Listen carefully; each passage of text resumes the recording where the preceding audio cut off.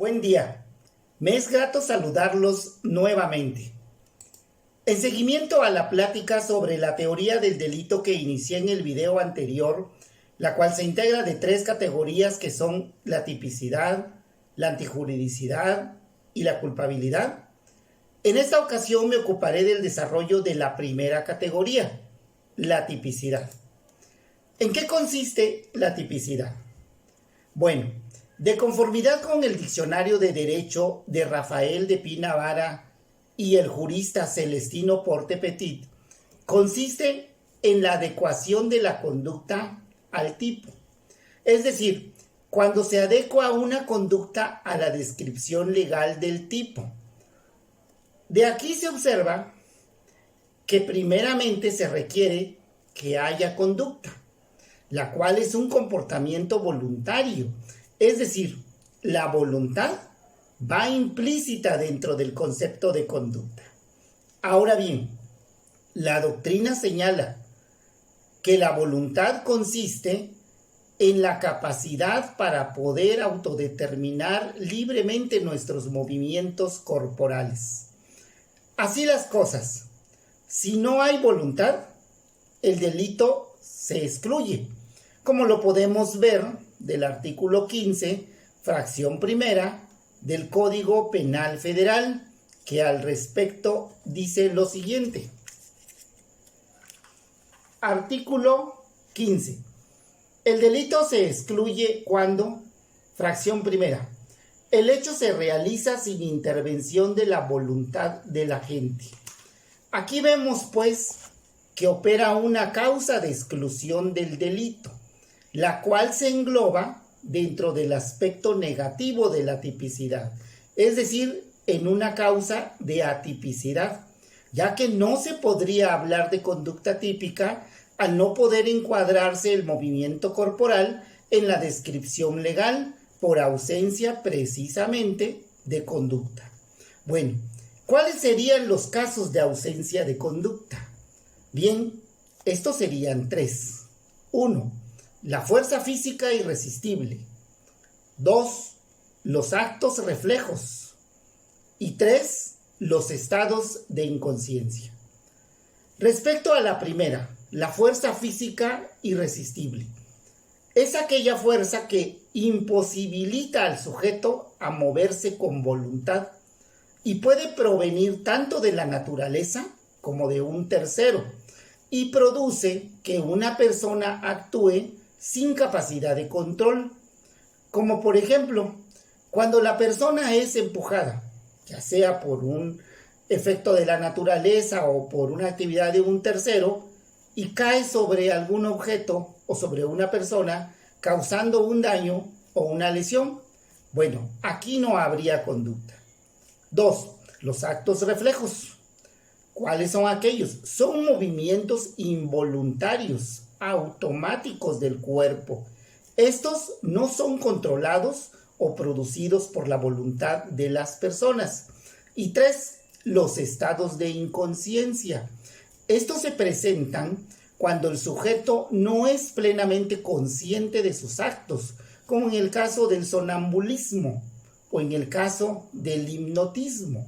Bueno, aquí solo les puse un ejemplo de ausencia de conducta por lo que respecta a la fuerza física irresistible, pero voy a dejar de tarea a título personal para los que gusten la investigación de ejemplos de ausencia de conducta por actos reflejos y estados de inconsciencia, con la finalidad de ser más dinámica esta presentación y también para que haya interés en investigar estos casos que en algún momento dado se pudieran presentar en la vida real, y pues ya saben que de ser así podemos invocar una causa de exclusión del delito por haberse realizado el hecho sin intervención de la voluntad del agente, tal como lo vimos que lo señala el artículo 15, fracción primera del Código Penal Federal.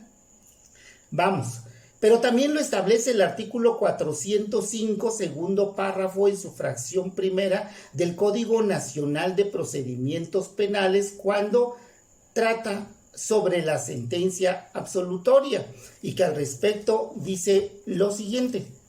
Artículo 405. Sentencia absolutoria. Segundo párrafo. En su sentencia absolutoria, el Tribunal de Enjuiciamiento determinará la causa de exclusión del delito, para lo cual podrá tomar como referencia en su caso las causas de atipicidad, las de justificación o inculpabilidad bajo los rubros siguientes. Fracción primera.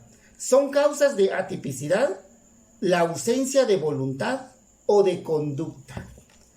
Así que, si abren su Código Nacional de Procedimientos Penales y leen el artículo 405 en su segundo párrafo, en su fracción primera, podrán ver lo que les acabo de mencionar y corroborar que también coincide con el Código Penal Federal al decir que la ausencia de voluntad o de conducta es una causa de atipicidad. Bueno, estos serían los casos de ausencia de conducta. Pero si partimos de la existencia de la conducta, o sea, en los casos en que sí hay conducta, esta tendría que adecuarse al tipo, ya sea en forma de acción o en forma de omisión, porque la conducta se puede expresar de esas dos maneras, con un hacer o un no hacer.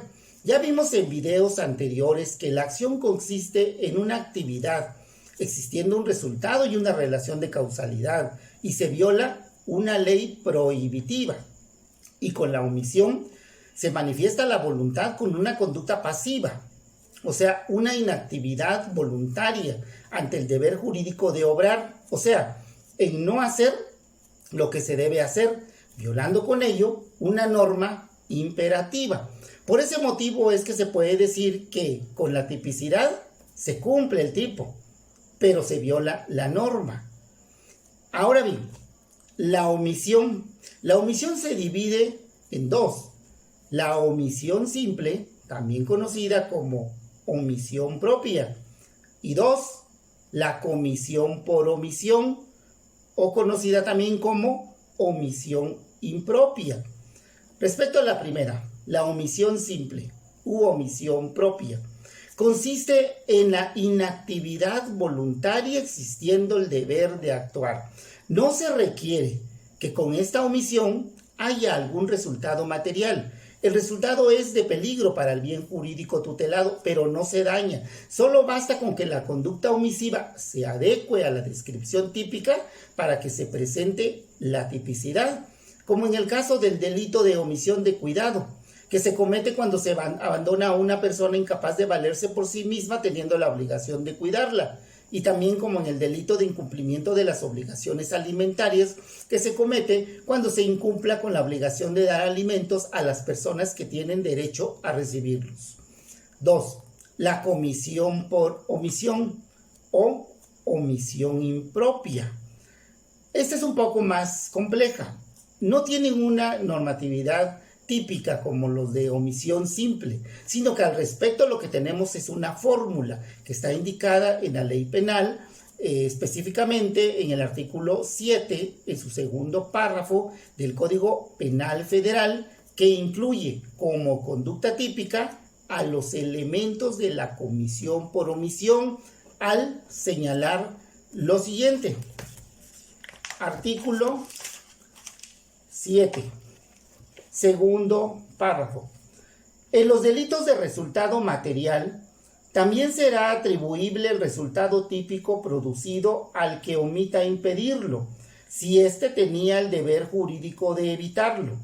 En estos casos se considerará que el resultado es consecuencia de una conducta omisiva, cuando se determine que el que omite impedirlo tenía el deber de actuar para ello, derivado de una ley, de un contrato o de su propio actuar precedente.